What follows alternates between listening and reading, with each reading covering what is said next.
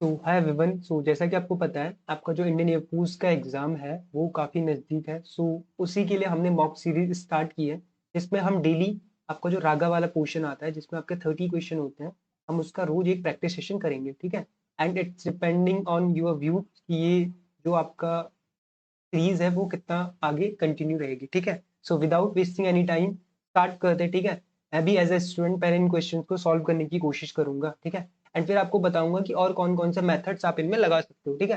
पहला क्वेश्चन क्या बोल रहा है, लैंग्वेज जो रहेगी हिंदी इंग्लिश बाइलिंगुअल रहेगी ताकि किसी भी मीडियम के बच्चे को दिक्कत ना हो, ठीक है। पहला क्वेश्चन क्या बोल रहा है, Vikas spend 80% of his salary, ठीक है, okay, now his salary increase 25%, his expenditure increase by 15%, then what percentage did saving increases, ठीक है। अब ध्यान से देखो, जब भी ऐसा ये इनकम एंड एक्सपेंडिचर वाला क्वेश्चन आता है हमारे माइंड में जो पहली चीज आती है व्हाट इज इनकम। जो हमारी इनकम होती है वो हम दो चीजों में खर्च करते हैं नॉर्मली। पहला होता है हमारा एक्सपेंडिचर एंड दूसरा होता है हमारा सेविंग, ठीक है। आज थोड़ी सी स्पीड स्लो रखूंगा, बाकी जिनको अगर स्पीड में दिक्कत है आप अगली क्लास में आ जाना, आपको पता चल जाएगा रियल स्पीड आप हमें जिस हिसाब से करना है एग्जाम में, ठीक है। बिकॉज वाई ग्रुप का पेपर है तो स्पीड तो चाहिए, ठीक है।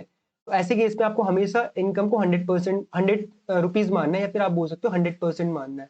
हमने 100 क्यों माना, बिकॉज 100 पे हमें परसेंटेज वैल्यू कैलकुलेट करने में आसानी होती है, ठीक है। अब ध्यान से देखो, 100 रुपीज अगर वो कमा रहा है, उसका सैलरी है, तो उसका वो 80% क्या कर रहा है, खर्च कर रहा है, यानी कि उसका जो एक्सपेंडिचर है वो कितना है, 80 रुपीज। तो क्या मुझे यहाँ से बताने की जरूरत है वो कितने रुपीज सेव करेगा, आप बोलेंगे बिल्कुल नहीं, 20 रुपए सेव कर रहा है। अब हुआ क्या, उसका प्रमोशन हो गया, ठीक है। उसकी जो सैलरी है वो 25% बढ़ गई, तो अगर 100 से हम 25% बढ़ाएंगे तो कितना हो जाएगा, आप बोलेंगे 125% हो जाएगा। अब 125 उसकी न्यू सैलरी आ गई, बट हुआ क्या, जैसे उसकी सैलरी 25% बढ़ी, उसका जो एक्सपेंडिचर था वे वो कितना बढ़ गया, 15%। तो अगर मेरा पहले एक्सपेंडिचर 80 था तो अब 15 बढ़ गया, तो 80 का 15% कितना होता है भाई, 15%, 20 × 80, 20 × 5 = 100, ठीक है। 5 × 3 = 15, तो 4 × 3 = 12, यानी कि जो एक्सपेंडिचर था वो 12 बढ़ गया। तो 80 से अगर 12 बढ़ के कितना हो जाएगा, आप बोलेंगे 92 हो जाएगा। तो क्या अब मुझे बताने की जरूरत है कि उसकी जो सेविंग होगी वो कितनी होगी। अगर 125 कमा रहा है, ठीक है, उनमें से 92 वो खर्च कर रहा है, तो बचाएगा कितना, आप बोलेंगे 33 बचाएगा। अब पहले वो कितना बचा रहा था, आप बोलेंगे पहले वो बचा रहा था 20 रुपीज, पहले वो 20 रुपीज बचा रहा था, अभी वो 33 रुपीज बचा रहा है। कितने ज्यादा रुपए बचा रहा है, आप बोलेंगे 13 ज्यादा रुपए बचा रहा है। यही तो हमें पता लगाना है कि जो उसकी सेविंग है, बचत है, वो कितने परसेंट बढ़ गई और कितने से बचा रहा है, आप बोलेंगे 20 से, और मल्टीप्लाई बाय परसेंट में बदलने के लिए 100, क्लियर है। तो इतने परसेंट की वो उसकी सेविंग इंक्रीज हो गई, तो 20 × 5 = 100, 13 × 5 = 65। ऑप्शन नंबर डी हमारा इसका बिल्कुल राइट आंसर हो जाएगा। क्लियर भाई, बिल्कुल बेसिक तरीके से बताया जैसा आपको करना है, ठीक है, नॉर्मल तरीका। नेक्स्ट क्वेश्चन ध्यान से देखिए क्या बोल रहा है, राजीव का स्थान अपने वर्ग में ऊपर से 21वां है और नीचे से कितना है, 28वां। कक्षा में कुल कितने छात्र हैं, चाहे ये ऊपर से बोले या नीचे से बोले, चाहे लेफ्ट या राइट बोले, तो इनमें हमेशा आपको एक फॉर्मूला याद रखना है कि जो टोटल नंबर ऑफ स्टूडेंट होते हैं किसी भी क्लास में, वो लेफ्ट प्लस राइट -1 होता है। अब चाहे आप इसको लेफ्ट प्लस राइट -1 बोलो या फिर जो टोटल होते हैं वो अप प्लस डाउन -1 बोलो, वो तो आर सेम, ठीक है। हमें कुछ नहीं करना, अगर टोटल निकालने हैं, तो अप से कौन से नंबर पे 21वां, प्लस डाउन से कौन से नंबर पे 28वां, -1। तो यहाँ पे जो आपका राइट आंसर हो जाएगा वो कितना हो जाएगा, ऑप्शन नंबर सी, 48। क्लियर भाई। नेक्स्ट क्वेश्चन देखो, डिस्टेंस एंड डायरेक्शन से हमारा क्वेश्चन है, ठीक है। क्या बोला, मोहन अपने घर से दक्षिण दिशा में 40 मीटर चलता है। सबसे पहला डायरेक्शन बना लो, ये होता है मेरा ईस्ट, ये होता है मेरा वेस्ट, ये होता है मेरा साउथ, ये होता है मेरा east west north south. This is not north, this is north, ये हो गया साउथ, ठीक है। अब ध्यान से देखो, मान लो ये उसका घर है, अब वो सबसे पहले चलता है नॉर्थ साउथ में कितना चला, 40 मीटर। यहाँ से अगर मैं इसको साउथ में 40 मीटर चलाता हूँ, देन वो अभी यहाँ पे है। अब वो बोल रहा है अब वह बाएं मुड़ता है, बाएं मतलब लेफ्ट मुड़ता है, तो यहाँ से अगर मैं इसको लेफ्ट मुड़ाऊंगा, ये आ गया, कितना चलता है, 10 मीटर चलता है। इसके बाद उत्तर में मुड़कर, उत्तर बोले तो नॉर्थ में मुड़कर 20 मीटर चलता है, तो ये नॉर्थ में मुड़ गया यहाँ पे। अभी उसकी जो पोजीशन है वो लगभग यहाँ पे है। अब बोल रहा है वह अपने घर से किस दिशा में है, यानी कि उसके घर के रिस्पेक्ट में बताना है। घर तो ये रहा, क्लियर भाई। अब वो यहाँ पे है, तो ये हो गया हमारा ईस्ट, ये हो गया हमारा साउथ। तो कौन से उसमें है वो है आपका साउथ और ईस्ट में। ऑप्शन नंबर डी आपका बिल्कुल राइट आंसर हो जाएगा। क्लियर है भाई, ठीक है। नेक्स्ट क्वेश्चन ध्यान से देखिए, हमारा सिलेंडर से क्वेश्चन आ गया, ठीक है। क्या बोल रहा है, the radius of the base of a cylinder is 7 centimetre, ठीक है। जो रेडियस गिवन है वो दे रखिए 7 सेंटीमीटर, और जो उसका कर्ड सरफेस एरिया है, आप बताओ जो सिलेंडर का कर्ड सरफेस एरिया होता है वो क्या होता है? आप बोलेंगे वो होता है 2 पाई RH। क्लियर भाई? तो हमें कर्ड सरफेस एरिया गिवन है कितना? 440। 440 equal to 2 multiply by pi की वैल्यू कितनी होती है? 22/7 मल्टीप्लाई बाय आर कितना गिवन है? 7 और मल्टीप्लाई बाय एच। 7 से 7 कट गया, 22 से इसको काट दो, 22 दूनी 44, 20 आ गया, और 2 से इसको काट दो, 10 बारी। ठीक है, एच की वैल्यू कितनी आ गई भाई हमारी? 10 मीटर। अब आपको इसका वॉल्यूम निकालना है। आपको पता है सिलेंडर का वॉल्यूम क्या होता है भाई? सिलेंडर का वॉल्यूम होता है πr²h। पाई की वैल्यू अगेन 22/7 गुणा आर, यानी कि रेडियस कितनी है? 7, तो ये हो जाएगा 7 मल्टीप्लाई बाय 7 इंटू एच कितना है? 10। तो 7 से 7 कैंसिल हो जाएगा, तो 22 7 जा कितना होता है? 154, और पीछे एक 10 है तो यानी कि 0। तो ये हमारा ऑप्शन नंबर सी बिल्कुल राइट आंसर हो जाएगा। क्लियर भाई? बिल्कुल आसान सा सवाल, फॉर्मूला बेस्ड सवाल था और कुछ नहीं था। ठीक है, यहाँ से हमारा कोडिंग डिकोडिंग बोल लो या फिर अल्फाबेटिकल वाले क्वेश्चन बोल लो, वो स्टार्ट हो गया। क्या बोल रहा है?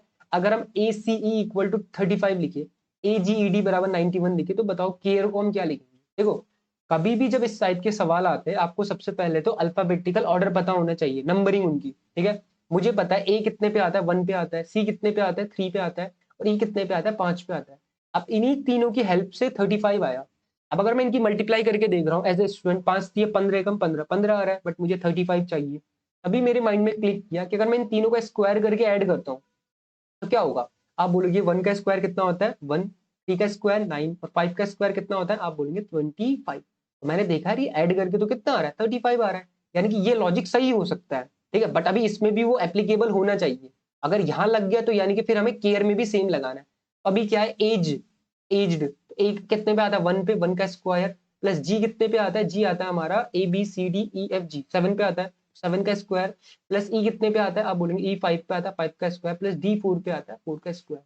1 का स्क्वायर 1, 7 का स्क्वायर 49, 5 का स्क्वायर 25 और 4 का स्क्वायर 16। जोड़ लो, 49 और एक कितना होता है? 50, और कितना 25 और 16 कितना होता है? ये हो जाएगा हमारा 41। यहाँ से जो हमारा राइट आंसर होगा वो 91 आ जाएगा। यहाँ पे भी 91 है, यानी कि ये जो हमने लॉजिक लगाया, जितने भी नंबर पे आते हैं वो अल्फाबेटिकल में उनके स्क्वायर को करके ऐड करना है। तो अब केयर को भी सेम करना है। तो बताओ केयर में कौन कितने नंबर पे आता है? आप बोलेंगे C3 पे आता है, 3 का स्क्वायर, A1 पे आता है 1 का स्क्वायर, आर हमारा 18 पे आता है 18 का स्क्वायर, प्लस ई हमारा 5 पे आता है 5 का स्क्वायर। 3 का स्क्वायर होता है 9 प्लस 1 का स्क्वायर होता है 1, 18 का स्क्वायर कितना होता है भाई? 324 प्लस 5 का स्क्वायर कितना होता है? आप बोलेंगे 25। 9 और 1 कितना होता है? 10, और अगर मैं 25 को 10 में जोड़ू तो ये हो जाएगा 35। तो यहाँ से 5 और 4 9, दो 3 और 2 5 और 3, तो 359, यानी कि ऑप्शन नंबर ए हमारा इसका बिल्कुल राइट आंसर हो जाएगा। क्लियर भाई? नेक्स्ट क्वेश्चन ध्यान से देखो, पाइप एंड सिस्टम से ये क्वेश्चन है हमारा। ठीक है, क्या बोला? दो पाइप ए और बी है जो किसी टंकी को क्रमशः 18 और 24 मिनट में भर सकते हैं। ध्यान से देखो, ये मान लो पाइप ए है, ये बी है। जो ए पाइप है वो 18 मिनट में भर रहा है, ठीक है, भर रहा है तो प्लस के साथ डिनोट करेंगे। ठीक है, एंड दूसरा जो बी है वो 24 मिनट में भर रहा है। अब बोल रहा है यदि दोनों पाइपों को एक साथ खोल दिया जाएगा तो कितने समय बाद पाइप बी को बंद करना पड़ेगा? सबसे पहले निकालते हैं कि टंकी की एफिशिएंसी कितनी है, क्षमता कितनी है। वो होता है इन दोनों का एलसीएम, और 18 और 24 का जो एलसीएम आता है वो कितना आता है? बताने की जरूरत नहीं होनी चाहिए, 72। तो ए की जो एफिशिएंसी आ जाएगी पाइप ए की वो कितनी आ जाएगी? आप बोलोगे 18 चक्कू 72, और जो बी की आ जाएगी एफिशिएंसी वो कितनी आ जाएगी? 24 तिया 72। क्लियर? अब वो बोल रहा है कितने समय बाद पाइप बी को बंद कर दिया जाए ताकि जो टंकी है वो 12 मिनट में भर जाए। अब आप खुद बताओ, अगर आप बी को बंद करोगे तो पूरे 12 मिनट कौन चलेगा? ए चलेगा। अब हम देखते ए 12 मिनट में कितना भर लेगा, तो 12 4 जा कितना होता है? 48। 48 को इसमें से माइनस कर दो तो कितना बच गया? 4, एंड ये हो गया 2, तो 24 बच गया। यानी कि जो 24 वाला पार्ट है ना टंकी का, वो बी ने भरा। अब बी कितने टाइम में भर लेगा? आप बोलोगे बी 8 मिनट में भर लेगा, यानी कि हमें बी को कितने मिनट बाद बंद करना चाहिए? 8 मिनट बाद। क्लियर? मेरे ख्याल से सिंपल टाइप था, आपको समझ में आ गया होगा। नेक्स्ट क्वेश्चन देखिए भाई, क्या बोला? The speed of boat in still water 15 and the stream speed is 3 kilometre. अब ध्यान से देखो, आपको बताया होगा कि जो भी आपके नाव की स्पीड होती है, यानी कि बोट की स्पीड होती है स्टिल वाटर में, वो एक्स होती है। ठीक है, एक्स वो कितनी दे रखी है? आप बोलोगे 15 किलोमीटर पर आवर। और जो स्ट्रीम की स्पीड होती है वो वाई होती है, तो वाई कितनी दे रखी है? आप बोलोगे 3 किलोमीटर पर आवर। अब ध्यान से देखो, आपको जाना है 54 किलोमीटर, एक बार अप स्ट्रीम में और एक बार डाउन स्ट्रीम में। क्लियर है भाई? तो जब भी मैं अप स्ट्रीम में जाऊंगा, ठीक है, तो अप स्ट्रीम में जो नेट स्पीड होती है, मैं यहाँ पे लिख रहा हूँ नेट स्पीड, वो क्या होती है? देखो अप स्ट्रीम का मतलब है आपकी बोट यू में जा रही है, ये आपकी बोट है और ये आपकी स्ट्रीम है। आप खुद बताओ यहाँ पे जो उनकी स्पीड है वो कम होगी या ज्यादा होगी? सिंपल सी बात है भाई, दोनों एक दूसरे के अपोजिट में जा रहे हैं, कम होगी। तो अप स्ट्रीम में जो स्पीड आती है वो x माइनस वाई आती है, और इसका अपोजिट डाउन स्ट्रीम में क्या होता है? डाउन स्ट्रीम में मान लो ये आपकी बोट है और यहीं पे आपकी जो स्ट्रीम है वो भी जा रही है, तो दोनों ऐड हो जाती है, तो यहाँ पे हो जाता है x प्लस वाई। क्लियर? तो यहाँ से आपका स्पीड मिल गया डाउन स्ट्रीम और अप स्ट्रीम में। तो डाउन अप स्ट्रीम में जो स्पीड हो जाएगी वो कितनी हो जाएगी? आप बोलेंगे 12 kilometre per hour. Down stream में जो स्पीड हो जाएगी वो कितनी हो जाएगी? एक बार दोनों को घटाया, 15 में से 3 घटाया 12, तो 15 में 3 जोड़ा 18 किलोमीटर पर आवर। क्लियर? अब आपको टाइम निकालना है, तो मान लो T1 टाइम निकाल रहा हूं मैं, मान लो डाउन स्ट्रीम के लिए, तो कितना किलोमीटर जाएगी? मतलब टाइम बराबर क्या होता है यहाँ, इधर टाइम बराबर होता है डिस्टेंस अपॉन में स्पीड। डिस्टेंस हमारा कितना है? 54 किलोमीटर। और जो हमारी स्पीड है किसके लिए निकाल रहे हैं हम? डाउन स्ट्रीम के लिए। बताओ डाउन स्ट्रीम के लिए स्पीड कितनी आई? आप बोलोगे 18। तो कितना हो जाएगा? 18 3 54, यानी कि 3 आवर्स तो आ गई डाउन स्ट्रीम में। अब अप स्ट्रीम में निकालो जरा T2, यानी कि टाइम कितना लगेगा? डिस्टेंस अगेन वही है 54, तो इससे कोई फर्क नहीं पड़ेगा। अब यहाँ पे स्पीड 18 थी अप स्ट्रीम में, डाउन स्ट्रीम में, बट अप स्ट्रीम में कितनी है नेट स्पीड? आप बोलोगे 12। 12 ये आएगा 12 चको 48 और पॉइंट 12 पंजे 60, तो 4.5 आवर्स आ जाएगा। अब हमें दोनों का पूछा है, टोटल कितना टाइम लगेगा? दोनों को ऐड कर दो, 4 और 3 कितना हो जाएगा? 7। 7.5 आवर्स, यानी कि ऑप्शन नंबर ए हमारा बिल्कुल राइट आंसर हो जाएगा। तो ये भाई थोड़ा एक्सप्लेन करने में मुझे टाइम लग रहा है, अदरवाइज ये क्वेश्चन 30 सेकंड के। क्लियर? ठीक है। अब बोल रहा है a man sold an article a loss of 16%। ठीक है, आप क्वेश्चन को पढ़ लो पहले। ठीक है, सिंपल सी बात है, जब भी प्रॉफिट एंड लॉस का क्वेश्चन आता है आपको हमेशा जो कॉस्ट प्राइस को मानना है वो 100% मानना है। अगेन रीजन वही, क्योंकि 100% पे कैलकुलेशन आसान पड़ती है। ठीक है, अब आप खुद बताओ, अगर 100% किसी का कॉस्ट प्राइस है, आपने पहले उसको 16% के लॉस पे बेचा, लॉस मतलब कम होगा, मतलब कम में बेचोगे ना 100 से, 100 से कम में कितने में बेचा? 16% का अगर आप लॉस उठा रहे हो, तो यानी कि 100 में से 16 घटा दो, ये आ जाएगा हमारा 84% में बेचा। क्लियर है? अब आपने अगली बार क्या किया, इसको 660 ज्यादा रुपए में बेचा, तो आपको प्रॉफिट हो रहा है 8% का। 8% के प्रॉफिट होने का मतलब क्या है? अगर 100% की कोई चीज थी, आपने उसको 108% में बेच दिया। आप बताओ आपने परसेंटेज कितना इंक्रीज किया 84 से और 108 जाने में? आप बोलोगे हमने जो परसेंटेज इंक्रीज किया वो 24% किया, बट आपने रुपए कितने इंक्रीज किए? आपने रुपए किए 660। क्लियर भाई? आपको क्या पूछा? यदि वस्तु को 3080 में बेचा जाता, तो यहाँ पे ये रुपए है, तो रुपए के नीचे रुपए लिख लो, 3080 रुपए में बेचा जाता तो क्या होता? मान लो x रुपए का प्रॉफिट होता, या फिर x% का प्रॉफिट। क्लियर? ठीक है, अब आपको कुछ नहीं करना, क्रॉस मल्टीप्लाई कर दो, आपको आपका आंसर मिल जाएगा। क्लियर? अब कैसे होगा? ये हो जाएगा मेरा 24 मल्टीप्लाई बाय 3080 बराबर x इंटू 660। क्लियर? अब हमें x की वैल्यू चाहिए, तो इस 660 को मैं यहां से कट करके 660 को यहां भेज दूंगा। अब इसको आप 11 से काट लो, तो ये 11 से कितना हो जाएगा? 11 छक्के 66, जीरो। 11 से इसको काटो, 11 दूनी 22, 8 बचा, पीछे 8 है, 11 अठे 88 और जीरो। क्लियर? जीरो से जीरो काट लो, 6 से 24 कट रहा है, कितनी बारी? 4 बारी। अब 28 चक्कू कितना होता है? 4 अठे होता है 32, हासिल 3, 4 दूनी 8 3 11। 112% में बेचा। अब 112% में बेचने का क्या मतलब है? आपको कितने परसेंट का प्रॉफिट हुआ? आप बोलोगे हमें 12% का प्रॉफिट हुआ। क्यों? क्योंकि 100 तो इसका कॉस्ट प्राइस था, तो कितने का प्रॉफिट? 12% का। क्लियर भाई? नेक्स्ट क्वेश्चन देखो, ट्रिग्नोमेट्री का बिल्कुल बेसिक आसान सा क्वेश्चन। ठीक है, क्वेश्चन क्या बोल रहा है? कॉसेक थीटा आपको गिवन है 13/12। ठीक है, कॉसेक थीटा, कॉसेक थीटा हमें पता है, जो कॉसेक थीटा होता है वो क्या होता है? हाइपोटेनियस अपॉन में परपेंडिकुलर। आप यहाँ पे एक राइट एंगल ट्राइंगल बना लो, यहाँ पे हम इसका बेस फाइंड करेंगे, तभी तो बाकी वैल्यूज मिलेंगी। तो ये आ गया मेरा ए बी सी, ये रहा मेरा हाइपोटेनियस, ये रहा परपेंडिकुलर, ये रहा बेस। परपेंडिकुलर कितना दे रखा है? 12। हाइपोटेनियस कितना है? 13। आपको पता होना चाहिए 13 12 5 एक दूसरे के ट्रिपलेट्स होते हैं। ठीक है, तो यानी कि बेस ऑटोमेटिक कितना आ गया? 5। जिनको नहीं पता वो आराम से पाइथागोरस लगाएंगे, 2-3 घंटे में उनका आंसर आ जाएगा। क्लियर? ओके, अभी ध्यान से देखो, वैल्यूज पुट करनी है। तो साइन थीटा बराबर क्या होता है? आप बोलोगे साइन थीटा बराबर होता है परपेंडिकुलर अपॉन में हाइपोटेनियस। ठीक है, जो आपका कॉस थीटा होता है वो क्या होता है? आप बोलोगे वो होता है बेस अपॉन में हाइपोटेनियस, और जो टेन थीटा होता है वो होता है परपेंडिकुलर अपॉन में बेस। क्लियर? अब ध्यान से देखो, परपेंडिकुलर कितना है? साइन थीटा अगर मैं लेता हूँ, परपेंडिकुलर है हमारा 12, अपॉन में हाइपोटेनियस है 13, प्लस कॉस थीटा क्या होता है? बेस अपॉन में हाइपोटेनियस, तो 5/13। माइनस टेन थीटा क्या होता है, परपेंडिकुलर अपॉन में बेस, यानी कि 12/5। अब ध्यान से देखो यहाँ पे अगर आप इन दोनों को ऐड करोगे, क्योंकि दोनों के बेस मतलब डिनोमिनेटर सेम है, तो 12 और 5 17 हो जाएगा। 17/13 माइनस 12/5। अब जब आप इन दोनों को सॉल्व करोगे ना, क्लियरली दिख रहा है इन दोनों का एलसीएम कितना आएगा 65, और ये नंबर बड़ा होगा कौन सा, 12 गुण, देखो 17×5 कितना होता है 85, माइनस 12×13 जितना भी होगा मुझे नहीं पता, लेकिन वो हमेशा बड़ा नंबर होगा।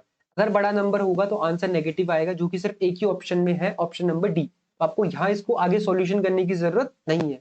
तो ये भाई नेक्स्ट क्वेश्चन देखो, अ बैट्समैन स्कोर्ड इतना इतना इतना, ठीक है, 92 रन बनाता है अपनी 15वीं इनिंग में, जिससे जो उसका एवरेज है वो बढ़ जाता है 4 नंबर से। अब देखो अगर आपने एवरेज वाली क्लास अच्छे से पढ़ी है, ठीक है, चाहे आप किसी भी टीचर से पढ़ते हो, उन्होंने आपको एक चीज हमेशा बताई होगी, एवरेज हमेशा कब बढ़ता है।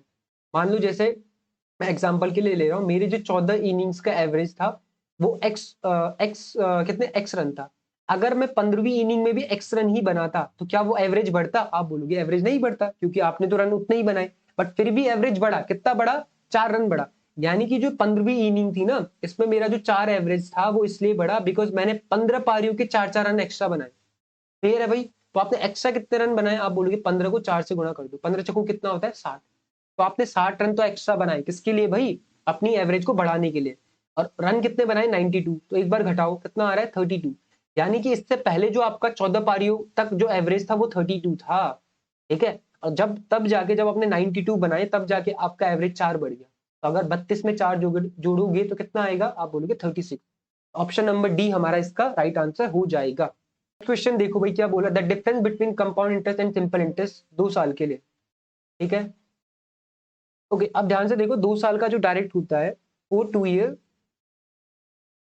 जो सी आई और एस आई के बीच का डिफरेंस होता है वो 2 ईयर्स, ठीक है, यहाँ पे 2 लिख रहा हूँ, 2 ईयर्स का वो होता है डायरेक्ट PR² बाय 10,000। क्लियर, यहाँ पे डिफरेंस हमें कितना दे रखा है, आप बोलोगे 60.5 दे रखा है, बराबर पी प्रिंसिपल हमें निकालना है, प्रिंसिपल को एज इट इज रहने दो। आर कितना दे रखा है 11, 11 का स्क्वायर कितना होता है 121, अपॉन में कितना है हमारा 10,000। यहाँ से पी निकालना है, दोनों को इधर भेजो तो ये हो जाएगा 60.5 मल्टीप्लाई बाय 1 2 3 4 डिवाइडेड में 1 2 1, पॉइंट हटाया नीचे जीरो बढ़ा, जीरो से जीरो कैंसिल। अब ध्यान से देखो मैं 11 से काट रहा हूँ, 11 11 के 121, 11 पंजे 55 और 11 पंजे 55, 11 से अगेन काटा, 11 पंजे 55, तो आंसर आ गया 5। ठीक है, ऐसे क्वेश्चंस में आपको टाइम वेस्ट करने की बिल्कुल भी जरूरत नहीं है अगर आपको डायरेक्ट फॉर्मूला याद है। ठीक है भाई, नेक्स्ट क्वेश्चन आ गया अब हमारा, यहाँ से I guess non verbal reasoning start हो गया। ठीक है, क्या बोल रहा है, 4 विकल्पों में से दिए गए एक्स चित्र का सही क्या बताना है हमें, दर्पण यानी कि मिरर इमेज बतानी है। तो बताओ भाई मिरर इमेज क्या होगी, इस एक्स वाले की, ये रहा एक्स। ठीक है, अब अगर मैं यहाँ पे इसके मिरर लगाता हूँ, मिरर हमेशा राइट हैंड साइड में लगता है अगर बोला नहीं है। क्लियर, अब देखो अगर ये मिरर है तो ये कुछ ऐसा ऐसा बनेगा, ठीक है, ये यहाँ पे आ गया। तो देखो मिरर में सिंपल सी चीज याद रखना, जो चीज पास होती है वो पास ही होती है। तो ये बड़ी वाली सुई अगर पास है तो ये पास होगी, ठीक है। और ये कुछ ऐसे ऐसे बनेगा, ये हो गया, और ये इधर साइड, इधर इधर इधर साइड। तो अगर आप ध्यान से देखेंगे तो आपको ऑप्शन नंबर कौन सा मिल जाएगा, डी। डी को ध्यान से देखो, क्या आपको ऐसा ही दिख रहा है, ये सुनो ए में हो नहीं सकता, देखो आपको मुंह तो इधर साइड चाहिए, तो वो एक इसका है, एक इसका तो बिल्कुल नहीं है, और इसका है। बट आप ध्यान से देखो यहाँ पे जो मुंह है ये छोटे वाली सुई का है, घंटे वाली सुई का, हमें तो मिनट वाली का चाहिए, तो ये ऑप्शन भी कट जाएगा, बचा कौन, ऑप्शन नंबर डी। तो चौथा हमारा इसका राइट आंसर हो जाएगा। क्लियर भाई, ये भी सिंपल सा सवाल था। नेक्स्ट क्वेश्चन देखो, आपको बताना है which one is figure is different, ठीक है, ऑड बताना है चारों में से। बताओ भाई A B C D E में से आपका ऑड कौन सा, ऑड मतलब जो चारों से अलग है। लगाओ जरा दिमाग, कितना लगा पाते हो। अगर आप ध्यान से देखोगे एक लॉजिक तो ये लग रहा है कि बताओ कितने साइड्स है इसमें, तो इसमें 5 साइड है, इसमें 5 ऊपर आप बोल सकते हो क्या है, डंडिया है, यहाँ पे 3 है 3 है, तो ये लॉजिक कहीं पे काम नहीं कर रहा बिकॉज सब में इक्वली है। बट अगर आप ध्यान से देखोगे जो ट्राइंगल यहाँ पे रेक्टेंगल और इनमें जो ये ऊपर, हम क्या बोल सकते हैं इनको, कुछ भी मान लो यार, ऊपर डंडिया लगी है, वो इनके साइड के ऊपर लगी है। देखो यहाँ पे साइड है, यहाँ पे साइड के ऊपर है, यहाँ पे साइड के ऊपर है, और यहाँ पे साइड के ऊपर है, बट यहाँ पे ये 2 साइड के जॉइंट पे लगी है। तो this is all out from other, तो कौन सा ऑप्शन हो जाएगा हमारा, ऑप्शन नंबर ए। क्लियर है ना, कौन सा लॉजिक लगा, ठीक है। नेक्स्ट ओके, तो नेक्स्ट क्वेश्चन देखिए भाई, क्या बोल रहा है, आपको इस सीरीज को कंप्लीट करना है, डी के बाद कौन सा आएगा, ठीक है। अगर आप यहाँ पे देख रहे होंगे तो यहाँ पे कितने हमारे पास लाइन्स है, आप बोलेंगे 2 लाइन्स है। यहाँ पे जस्ट गिव मी सेकंड, मैं कलर चेंज कर लेता हूँ।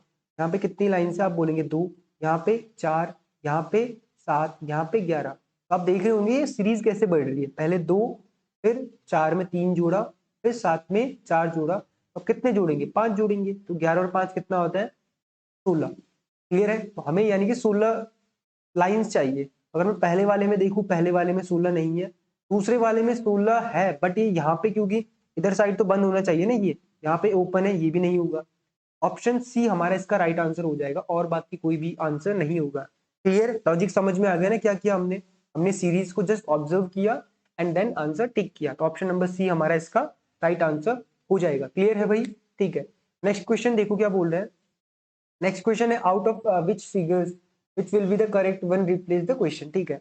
अब यहाँ पे क्वेश्चन मार्क की जगह आपको बताना है कौन सी फिगर आएगी। ध्यान से देखो, यहाँ पे ये फिगर है, इसके अंदर इस फिगर का एक वाला साइड इन्होंने ओपन कर रखा है, ठीक है। अगेन इस फिगर में भी एक साइड ओपन कर रखी है, यहाँ पे भी एक साइड ओपन कर रखी है, पर ध्यान से देखो ये इसमें कितनी नंबर ऑफ साइड थी, आप बोलेंगे इसमें नंबर ऑफ साइड थी 6, यहाँ पे 5, यहाँ पे 4, तो अब जो भी आएगा वो 3 वाला आएगा, तो ऑप्शन सी और ए तो कट गया। अब इन दोनों में कौन सा होगा, तो हमें ट्राइंगल के अंदर वाला पार्ट को एक साइड को ओपन करना है, क्योंकि यहाँ पे है, जो कि यहाँ पे ऑप्शन नंबर डी में, तो बी हमारा रॉन्ग हो जाएगा, तो ऑप्शन नंबर डी हमारा इस क्वेश्चन का बिल्कुल राइट आंसर हो जाएगा। क्लियर है भाई, ठीक है। नेक्स्ट क्वेश्चन देखो क्या बोल रहा है। नेक्स्ट क्वेश्चन बोल रहा है, निम्नलिखित में से कौन से दो चिन्हों को आपस में बदलकर समीकरण संतुलित होगा, ठीक है। अब देखो इन क्वेश्चंस को करने का कोई तरीका नहीं होता, आपको बाय मेथड ही जाना पड़ेगा। क्लियर भाई, तो अगर आप यहाँ पे बाय मेथड जाओगे, अब देखो आप सिंपल सा लॉजिक ये लगा सकते हो, अगर आप ध्यान से देखो, अगर आप प्लस की जगह डिवाइड करते हो, यानी कि जहां पे प्लस है वहां पे आप डिवाइड करोगे, क्या 5 6 से फुली टाइम डिवाइड होता है, नहीं, तो इसके चांसेस कम है, ठीक है। ये नहीं बोल रहा ये नहीं हो सकता, बट चांसेस ना के बराबर। सेम यहाँ पे अगर आप डिवाइड की जगह मल्टीप्लाई करोगे, तो यानी कि जहां पे मल्टीप्लाई है वहां पे डिवाइड करोगे, क्या 2 5 से डिवाइड होता है कंप्लीटली, नहीं होता, तो ये भी नहीं हो सकता। लेकिन थर्ड ऑप्शन को पकड़ो, ये हो जाएगा हमारा कितना, आप बोलोगे 5, तो जगह 5 प्लस की जगह हमें करना है मल्टीप्लाई, 5 मल्टीप्लाई बाय 6, डिवाइड को एज इट इज रहने दो 3, और माइनस 2, और मल्टीप्लाई की जगह करना है +5। क्लियर भाई, तो यहाँ पे कितना हो जाएगा, पहले डिवाइड करेंगे अकॉर्डिंग टू बोर्ड मास, 3 से 6 काटा 2 बारी, 5 दूनी कितना हो जाएगा 10 माइनस 2 प्लस 5, और 10 और 5 कितना होता है, आप बोलेंगे 15, 15 में से 2 जाएगा 13, तो हमारा राइट हैंड साइड भी 13 ही है, यानी कि ऑप्शन नंबर सी हमारा इसका राइट आंसर हो जाएगा। क्लियर है ना, कैसे किया, हमें बस किन्हीं दो साइन को चेंज करना था, हमें हमारा आंसर मिल जाएगा। ठीक है भाई, नेक्स्ट क्वेश्चन बोल रहा है, बताओ what will be the angle between two needles at 9, जब 9:30 यानी कि जब 9:30 हो रहा होगा, तब बताओ एंगल कितना होगा। इसका डायरेक्ट फॉर्मूला है एंगल का, जो एंगल थीटा बनता है वो होता है आपका 11h minus 30m, 11h, just give me a second, 11m minus 60h upon में 2, इस फॉर्मूले को आपको याद रखना है। क्लियर है भाई, अब यहाँ पे m का मतलब क्या है, m का मतलब है कितने मिनट हो रहे हैं, और h का मतलब क्या है कितने घंटे हो रहे हैं। यहाँ पे आ जाएगा 11 गुणा मिनट कितने हो रहे हैं 9:30, तो यहाँ पे 30 आ जाएगा, माइनस 60 इंटू एच, घंटे कितने हो रहे हैं 9, तो 9 बज रखे, तो 9 डिवाइडेड बाई 2, यहाँ से कितना आ जाएगा 11 33, यानी कि 330, माइनस में कितना आ जाएगा 9 छके 54, 540, और डिवाइडेड बाई कितना हो जाएगा 2। क्लियर, तो यहाँ से अगर मैं इसको माइनस करता हूँ तो कितना आ जाएगा, आप बोलोगे ये आ जाएगा कितना 0, 4 में से 3 जाएगा 1, एंड 5 में से 3 जाएगा 2, 210/2, ये कितना आ जाएगा, माइनस का आ रहा है, बट आपको इस साइन को नेग्लेक्ट करना है, ठीक है। साइन की कोई यहाँ पे वैल्यू नहीं है, हमें बस डिग्री पता करनी है कितना एंगल बना रहा है, 105, यानी कि ऑप्शन नंबर सी हमारा इसका बिल्कुल राइट हो जाएगा। क्लियर है भाई, तो आपको सिंगल फॉर्मूला याद रखना है 11m माइनस 60h, ठीक है, अपॉन में 2। क्लियर, नेक्स्ट क्वेश्चन देखो, उन संख्याओं का चयन करें जो निम्न श्रेणी को कंप्लीट करते हैं, ठीक है। तो अगर आप देखो, अगर आप नॉर्मल प्लस माइनस लगाओगे तो यहाँ पे आपको रिजल्ट नहीं मिलेंगे। मैं ऐसा क्यों बोल रहा हूँ, बिकॉज इन क्वेश्चंस को यानी कि सीरीज को देखते ही हमें एक फील आ रही है, क्या फील आ रही है, आप बोलोगे ये किसी न किसी के क्यूब के पास के नंबर दिख रहे हैं, तो ये किसके क्यूब के पास का नंबर है, आप बोलोगे ये 5 का क्यूब +1 है, ठीक है। ये क्या है, ये 6 का क्यूब प्लस 1 है। 5 का क्यूब कितना होता है? 5 का घन 5 पंजे 25 पंजे 125, 125 में एक जोड़ा 126। सेम 6 का क्यूब जो होता है वो 216 होता है, उसमें एक जोड़ा 217, तो 344 होता है। इसके पास आता है 343, जो कि होता है 7 का क्यूब 7 का क्यूब प्लस 1। अगला जो आएगा वो 8 का क्यूब प्लस 1 आएगा, जैसे 9। 8 का क्यूब कितना होता है? 8 अठे 64, अठे 512, 512 प्लस 1 तो कितना हो जाएगा? आप बोलोगे 513। क्लियर भाई? तो ऑप्शन नंबर सी हमारा बिल्कुल राइट आंसर हो जाएगा। ठीक है, अब बोल रहा है ये भी आपने फिगर सीरीज देखी होगी, है ना, ये अल्फाबेटिकल वाले। तो इस पे सबसे पहले total number of letters count कर लिया करो। 1 2 3 4 5 6 7 8 9 10 11 12 13 14 15 16 17 18 19 20 20 है। अब 20 में जो पॉसिबल पेयर बनते हैं वो 4 और 5 के बन रहे हैं। अगर मैं 4 4 का देखूं तो 4 4 में सेंस नहीं दिख रहा, देखो देखो ये ब्रेक कर रहा है। बट अगर मैं 5 का देखूं, ध्यान से देखो, यहाँ पे ए रिपीट कर रहा है। 5 वाले में थोड़ा सा अगर आप ऑब्जर्व करके देखोगे आपको मिल जाएगा। तो ये यहाँ पे अगर मैं 5 के 5 का बनाऊं, 1 2 3 4 5 अगेन 5, 1 2 3 4 5, जैसे ये, और 1 2 3 4 5, ये परफेक्ट है। पहला लेटर ए है तो ए, तो यहाँ पे ए आ जाएगा। फिर सी, फिर यहाँ पे ए ई। अब देखो थर्ड लेटर है सी, यहाँ पे थर्ड लेटर गायब है, ये सी आएगा। और यहाँ पे भी थर्ड लेटर गायब है, ये सी आ जाएगा। यहाँ पे भी थर्ड लेटर, ये सी। तो देखो फोर्थ लेटर ऑटोमेटिक सी है, तो यहाँ पे सी आ जाएगा। फिर यहाँ पे भी सी।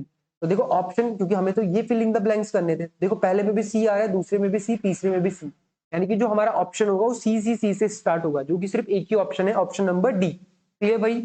नेक्स्ट क्वेश्चन देखो, वही बोल रहा है which will be the replace question mark. ठीक है, अब अगर आप यहाँ पे थोड़ा सा माइंड लगा पा रहे हो तो आपको क्या मिलेगा कि यू में तो सीरीज बन नहीं रही, क्योंकि 4 5 6, यहाँ पे 2 3 4 आना चाहिए था, तो यहाँ पे तो कोई सेंस बन नहीं रहा। बट अगर आप ध्यान से देखोगे 4 का स्क्वायर कितना होता है? आप बोलोगे 16। 2 का स्क्वायर कितना होता है? आप बोलोगे 4। और 1 का स्क्वायर कितना होता है? 1। अगर मैं इन तीनों को ऐड कर दूं कितना होता है? क्या मुझे 21 मिल रहा है? आप बोलोगे बिल्कुल मिल रहा है भाई। ठीक है, बट सेम लॉजिक दूसरे वाले में भी तो लगना चाहिए, तभी तो हमारे थर्ड पे लगाइए। 5 का स्क्वायर 25, 3 का स्क्वायर 9, और 8 का स्क्वायर 84, सॉरी 8 का स्क्वायर 64, 8 8 64। ठीक है, अगर हम इन तीनों को ऐड करते हैं तो हमें 98 मिल रहा है, यानी कि ये लॉजिक सही है। तो अब लगा दो, कैसे लगाएंगे? ये हो जाएगा मेरा 6 का स्क्वायर यानी कि 36, 7 का स्क्वायर यानी कि 49, और 3 का स्क्वायर मतलब 9। क्लियर? आप बस यूनिट डिजिट पकड़ लो, 9 9 कितना होता है? 18, और 8 और 6 14, तो यूनिट डिजिट 4 आनी चाहिए, तो यानी कि 94 हमारा राइट आंसर हो जाएगा। आप चाहो तो इसको आराम से करके देख लेना, आपका आंसर यही आएगा। क्लियर भाई? नेक्स्ट क्वेश्चन देखो भाई, ब्लड रिलेशन का काफी अच्छा सवाल, एक बार क्वेश्चन आप पढ़िए। ठीक है भाई, क्वेश्चन क्या बोल रहा है ध्यान से देखो। एक तस्वीर की ओर इशारा करते हुए सुमित ने कहा, ठीक है, क्या कहा भाई सुमित भाई ने? सुमित ने कहा तस्वीर में मौजूद आदमी मेरी सास का ससुर है। तो ध्यान से देखो, मान लो ये सुमित है, तो लड़की को हम वाई से दिखाते हैं और प्लस से, तो मैं अभी क्योंकि सुमित है तो मैं इसको एस से डिनोट कर रहा हूँ, प्लस से। अब तस्वीर में मौजूद आदमी मेरी सास, तो सुमित की सास कौन होगी भाई? सुमित की कोई वाइफ होगी, वाइफ होगी, वाइफ को एक एक्स से दिखा रहा हूँ, ये दोनों हस्बैंड वाइफ हो गए। इनकी कोई मम्मी होगी, ठीक है, इनकी मान लो ये मम्मी है, तो तभी तो ये सुमित की सास होगी, ये वाली जो पर्सन है। ठीक है, अब बोला मेरी सास का ससुर है, तो इनका भी ससुर, तो इनका ससुर कौन होगा भाई? इनके हस्बैंड का फादर। ले भाई, तो इस पर्सन की बात कर रहा है। अब वो बोला तस्वीर में मौजूद आदमी का सुमित की पत्नी से, तो बताओ ये जो आदमी है वो सुमित की पत्नी, यानी कि इनसे क्या रिलेशन रखती है? आप खुद बताओ। आपकी मम्मी के हस्बैंड, यानी कि आपके फादर के फादर आपके क्या लगते हैं? तो आप बोलोगे मेरे पापा के पापा मेरे क्या लगते हैं? दादा लगते हैं। सिंपल सी बात है, ऑप्शन नंबर डी हमारा ग्रैंड फादर या फिर दादाजी राइट आंसर हो जाएगा। क्लियर भाई? नेक्स्ट क्वेश्चन आपका सिलोजिज्म का क्वेश्चन है, बहुत ही बेसिक सा क्वेश्चन। क्या बोल रखा है? स्टेटमेंट दे रखी है दो, और फिर कंक्लूजन दे रखा है। ओके, पहला स्टेटमेंट है all pigs are ducks. All pigs मतलब ये मान लो पिग्स है, ये क्या है? डक्स, तो इन सारों को डक्स के अंदर बंद कर दो। क्लियर भाई? All pigs are ducks and some ducks are hen, some ducks are हेन। तो ये सम डक्स, मान लो ये डक्स का इतना इतना पार्ट है, ये हेन है, तो बाकी हेन तो अपना अलग है। अब कंक्लूजन पे आते हैं। सम चिकन्स, देखो चिकन का मतलब वही होता है क्या? हेन। क्लियर है भाई? तो आप कंफ्यूज मत होना। ठीक है, ठीक है, सम चिकन्स, हाँ मुर्गियां। हम चिकन्स आर डक्स, तो क्या कुछ हैन या फिर हम चिकन्स बोले वो क्या डक है, आप बोलेंगे बिल्कुल। तो पहला वाला स्टेटमेंट तो राइट है। बोल रहा है ऑल चिकन्स आर डक्स, भाई ऑल चिकन्स कहाँ से हो जाएगा, ये तो कम है यानी कि कुछ है ना, तो दूसरा वाला गलत। तो यहाँ पे आएगा हमारा only A statement is right, यहाँ पे ओनली वन आएगा। ठीक है, नीचे पूछा हुआ था कौन सा स्टेटमेंट राइट है, तो ओनली वन आएगा। क्या आएगा, ओनली वन। क्लियर भाई, ये वाला कुछ मुर्गियां बतखे। ठीक है, नेक्स्ट क्वेश्चन देखो। अब यहाँ से हमारा जो जीके वाला पोर्शन है वो स्टार्ट हो गया। तो क्या बोल रहा है, जो हमारा संघवाद को भारतीय संविधान में निम्नलिखित में से किस देश से लिया गया था। तो जो आपका क्या है फेडरलिज्म, वो कहाँ से लिया गया है भाई, तो आप बोलोगे वो हमने कनाडा से लिया है। ठीक है, ठीक है, नेक्स्ट क्वेश्चन देखो। बोल रहा है कितने भारतीय राज्यों की भूमि सीमाएं नेपाल से साझा करती है। बताओ भाई, हमारा जो नेबर कंट्री है नेपाल, उसके साथ हमारे कितने स्टेट लगते हैं, तो आप बोलेंगे इसका आंसर होगा 5। ठीक है, 5 हमारे राज्य लगते हैं। नेक्स्ट क्वेश्चन क्या बोल रहा है, भारत में हो रहा है G20। देखो आजकल ये सबसे इंपॉर्टेंट है, और इस पे जो सीडीएस का क्वेश्चन है ना वो आया हुआ था कि जो G20 का वो है थीम, वो क्या है थीम, एक पृथ्वी एक परिवार एक भविष्य, one earth one family one future. ये कौन से वेद से लिया गया है, बट यहाँ पे आपको सिर्फ ये पूछा है थीम क्या है। थीम क्या होगी, वन पृथ्वी one earth one family one future. Clear, next question, Copenhagen ये आपके किस देश की राजधानी है। तो देखो भाई, आपको कुछ जो इंपॉर्टेंट कंट्रीज है जो करंट में चल रहे हैं, कुछ इंपॉर्टेंट इश्यूज पे उनके आपको कैपिटल्स याद रखने होंगे। तो आपका जो कोपेन हेगन है वो है आपका डेनमार्क का। क्लियर भाई, option number D. Next question क्या बोल रहा है, हड़प्पा किस नदी के तट पर स्थित है। सभी को पता है भाई, हड़प्पा किस नदी के तट पर स्थित है, रावी।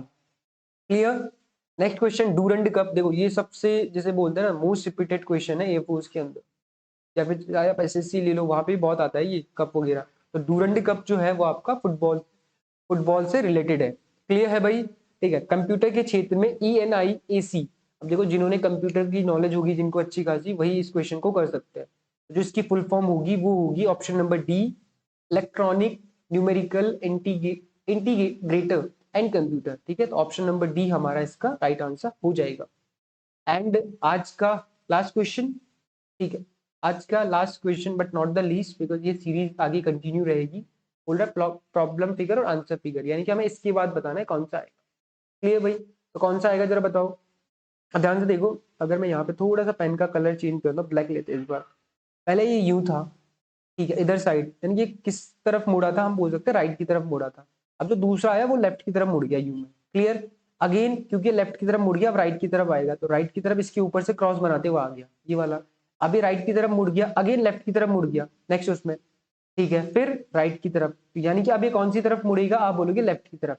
लेफ्ट की तरफ ये भी नहीं मुड़ा, ये भी नहीं मुड़ा, ये भी नहीं मुड़ा, ये मुड़ा है फोर्थ नंबर। ठीक है, बट अगर आप ध्यान से देखोगे तो फोर्थ नंबर में ये तो लेफ्ट की तरफ है, बट ये जो स्टार्टिंग वाला था ये वाला, ये किसकी तरफ मुड़ा था, राइट की तरफ, और इसमें ये भी लेफ्ट की तरफ है, तो ये वाला भी ऑप्शन हमारा कट हो जाएगा। ऑप्शन नंबर 5 या फिर हम बोल सकते हैं 5 is our right answer. Clear है भाई, तो मेरे ख्याल से आज की क्लास आपको अच्छी लगी होगी, अच्छी इन द सेंस आपको जो भी मैंने क्वेश्चंस बताए वो आपको समझ में आए होंगे। एंड बिलीव मी, बहुत इंपॉर्टेंट सवाल है, आप में से जिन्होंने पहले एयरफोर्स दे रखा है उन्हें पता होगा ये क्वेश्चंस कितने इंपॉर्टेंट है। ठीक है, तो आज की क्लास को यहीं पे फिनिश करते हैं। ठीक है।